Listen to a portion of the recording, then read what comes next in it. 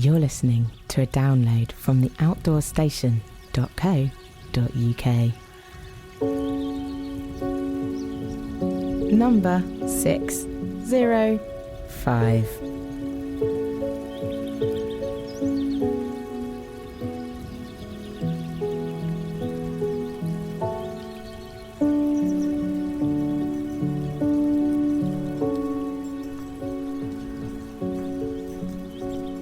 That's probably the best part of the day, isn't it? When you get out into the fresh air, courtesy of the dog. And she's keen for her early morning walk. And sometimes, although the temptation to stay in bed is definitely there, actually, within 5 minutes of getting out on a spring-ish morning, things start to change, perspective starts to change. I'm currently walking on a footpath which runs down near my property and heads away from the urban road which you might hear behind me. And I'm currently walking through rows and rows and rows of blackthorn blossom. Beautiful white blossom, quite attractive really, and lulls you into that false sense of security, in the sense that you think, oh, beautiful white blossom, lovely flower, and then you go and put your hand on the twig or the branch and find that blackthorn takes no prisoners, with literally living up to its name. You get one of those thorns in your skin. Oh, I'm just got to help the dog on the bridge. Hang on a second. Whoa, wait a second, Pip. Here we go. 1, 2, 3. Hup. That's it. Don't slip. Yes, you get a blackthorn splinter and you can never get the damn thing out. And you just have to put some, I think, egg thermol, is it, on it and wait for it to draw it out. And after a few days you can gouge it out of your skin with a pin. But blackthorn can be an absolute nightmare. It's ruthless and it's sort of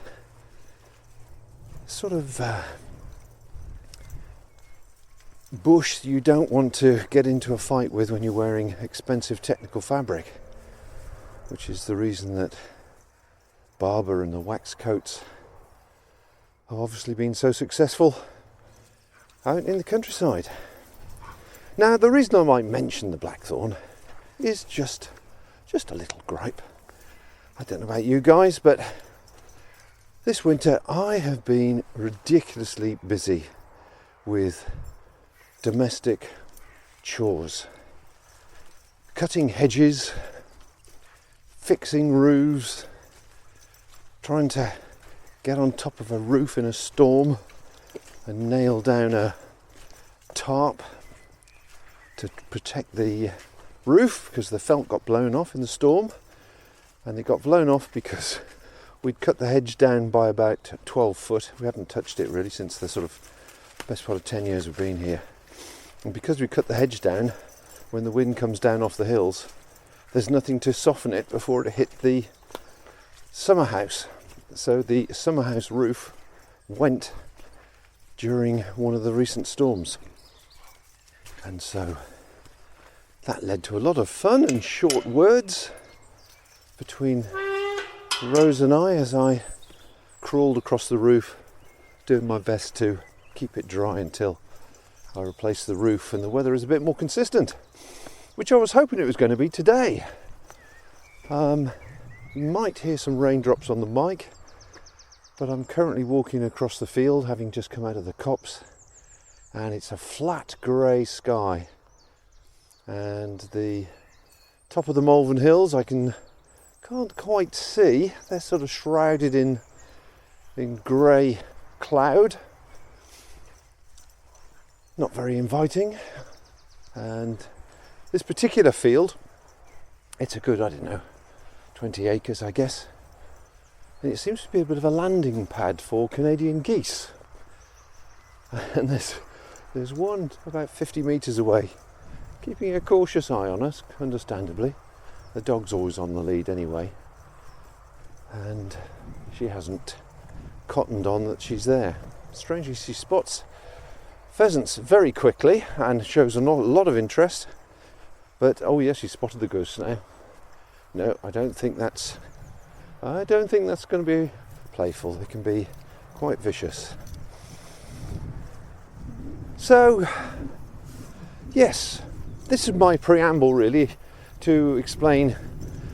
Some people might call it an excuse, but to explain why I've been somewhat quiet since my last podcast about the witches of Scotland. A different aspect, a different way of looking at the outdoors. Some of the things we learn as we go through the land. Come on, dog, this way. No, we're not going that way, this way.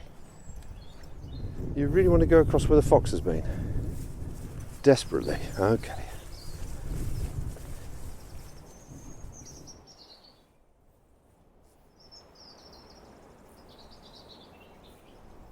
So I've walked across the field where the goose, the solitary goose, was keeping guard. There's normally a flock in there actually. They seem to fly over and use that as a rest stop before moving on. So I'm not too sure whether it'll be there when I get back from doing my circuit, my loop. Then I walk across the field where they've planted some grain. And now, as you can hear, I'm with the dog, resting underneath a very large and impressive oak tree with my back to the wind, looking up towards the church, the little village church, and to my left the clouds have just moved off the top of the Malvern Hills, so revealing everything. I do love this time of year. And all of this is probably all adding together to add up as being a bit of a reason, or some might say excuse, that I haven't been particularly proactive on the podcasting front since the last presentation of the Witches of Scotland. I had a little bit of feedback on that. People who listen to it seem to enjoy it. I always try and find a different angle if I can sometimes when talking to people or subjects related to the outdoors. As you know, I'm sort of interested in self-powered travel predominantly, but also after doing this for 21 years now, it sometimes gets a bit repetitive. So I like to find a little bit of a random angle to drop in to keep the listeners stimulated and entertained, if at all possible. And the regular 1,000 or so listeners that seem to be spread across the different formats, thank you very much for staying with me. And as I say, I'm sorry it's been a bit quiet, but really it's been a dull, miserable winter.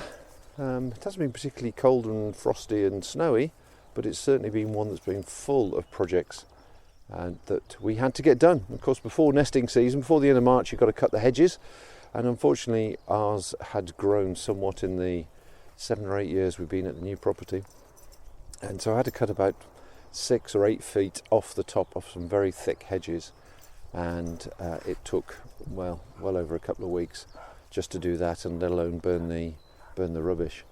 So that has been one amongst many jobs, because we cut the hedge down. The wind coming off the hills naturally increased going across the property, and lo and behold, the first thing it did was take the felt off the roof of the small summer house we've got. So I then spent a very stormy day with a very large tarp and a screwdriver trying to screw some battens down to hold the tarp down. But I know I'm not alone. Everybody has jobs like that around the house. It is the time of year to get those done, but I'm certainly now the weather has suddenly improved and there's been a few days of sunshine and everything is starting to look that little bit better, and certainly the light is better, isn't it, in the morning, and the days are lasting longer. All of a sudden my thoughts are moving towards going outdoors and having some fun, really, and mixing with fellow passionate outdoors people and doing some walks, visiting various places, and on top of that doing something that I quite enjoy doing, but I hadn't really done an awful lot of it, but I'm now looking to start irregularly perhaps doing some more live streams. They were obviously very popular during the COVID years. Unfortunately, I just did not have the internet access. The broadband was booked in literally before COVID started, and unfortunately wasn't fitted until after, which is a shame, as I think it would have been quite a good way to keep everybody's spirits up and chat endlessly as we do about trips, gear and experiences. But with that in mind, I would like to invite you along to the first live stream of this year, which is taking place in a few days' time on April the 1st. That's no joke. Yes, April the 1st at 7 o'clock on UK time on my channel, and I'm teaming up with Ellie from Tough Souls YouTube, and it'll be live at 7 o'clock on her YouTube channel, and also Robert Farrelly from Mountain to Glen podcast will be joining us as well. So it's a bit of a podcast roundtable, and we've been having a practice run and thrashing out a few ideas, and we decided that what we should do really is talk about an experience that one of us have had, that we can talk about in detail. We've got some media and supporting information to show people, but also invite you to join us and, should you be interested, ask questions. And in this case, we're talking about Ellie's Camino, the Camino de Santiago, which she completed towards the end, I think it was towards the end of last year. And Robert, of course, has done the Camino as well, or done part of it, I believe. I've never done the Camino. I've not really been that convinced, mainly because it involves an awful lot of sleeping in hostels with lots of people, and as a pretty loud snorer, I don't want to upset too many people. So I would be interested to see what the options are on that score. So yeah, we're going live on the Outdoor Station and on Tough Souls YouTube at 7 o'clock on Wednesday, April the 1st. And it would be lovely if you could pop along, watch, give us some feedback, and maybe ask some questions if you're interested in doing the Camino or you're about to set off. Ellie's done a fairly extensive range of videos. She's got some photographs that I don't think anybody's seen yet to discuss, and prompt people to ask questions about those particular topics as she's talking about them. And hopefully they can answer the questions that you might have. So it would be fabulous to have you there. And even if you don't ask questions, it's, come on, so much more interesting than Gogglebox or similar television entertainment. So yes, if you're in the crowd of in the family at home, plug your headphones in and join us that way. Or if you can watch us on the big screen, watch us on the big screen. But I'll do my best to make it quite an entertaining and enjoyable experience. But once we've done that, we'll move on to another subject. We might talk equipment, we might talk adventures, trips, walks. I'm hoping, I'd really like to get over to Ireland myself this year. I'd love to do some of the walks that I've seen Ellie and Robert talk about. And Ireland to me is more like the type of hiking and camping and walking and socialising to me than perhaps something that's fairly organised in the Camino. Or that's my impression of the Camino anyway. So I'm looking forward to learning more about that and seeing where it takes us. And of course, if people have enjoyed it and like the idea and want to talk about other walks or areas, then drop us a note and we'll see how we take it from there. So that's pretty well my news, really. As I say, feeble excuse really for not doing much podcasting wise since the Witches. I quite enjoyed doing the Witches. It was all dramatic. I hope you enjoyed the music and the sound effects and all the special effort that I put into making it sound quite exciting. And we are continuing to look for interesting associated topics with the outdoors, self-powered travel if possible, and we'll drop them in the podcast where we can. But I think this dog is now getting bored enough with me. Poor old love. She is getting on a bit now. She's 12, 13, and she is deaf as a post, which doesn't help very much when she wanders off and you can't attract her attention. She has got cataracts in one eye, so she can't quite see you. So we've, over the years, developed sign language, waving my arms about in a certain way to make her to retrieve and come back. But she chooses to be blind when she wants to be, because she's completely scent and prey driven. And then on top of that, she's had both cruciate ligaments done in her back legs. So she's in very, very healthy condition. Rose has put her on a raw food diet from the word go. And so her coat and her condition is very, very good. But unfortunately, like the rest of us who are slightly mature in years, she gets up in the morning thinking she's a 2-year-old and then has to stretch her legs and go, oh, that hurts, oh, that bit hurts, before she can get up and start moving. But she's quite happily head down, looking for a scent. This field is notorious for rabbits and pheasants, and she's been lucky enough to catch a couple who are dopey enough to just duck down and think that she won't find them in the long grass. And unfortunately, that has not been the case. So, yes, a bit of preamble, folks. I hope you're all doing well. I hope everybody had a good Christmas and reasonable winter. And like me, I hope you're aiming to get out and enjoy this wonderful country of ours while we can, as the weather improves. And certainly with the current news and the situation from America and the orange one and the decisions that he's made have affected us all in a big way. My heating oil doubled in price the moment that they started bombing. Went from 57 pence a litre to £1.20 a litre. So thank you very much, Mr. Trump. That was very nice of you, very considerate of how it's affecting the rest of the world. And of course now petrol prices everywhere around the world have rocketed. So I think from an outdoors perspective, I think we're going to be seeing a lot of people walking, camping, wild camping this year, because costs are getting outrageous now. And unless you're fortunate enough to have a comfortable income, then to see whether it's going to impact too much on the old funds.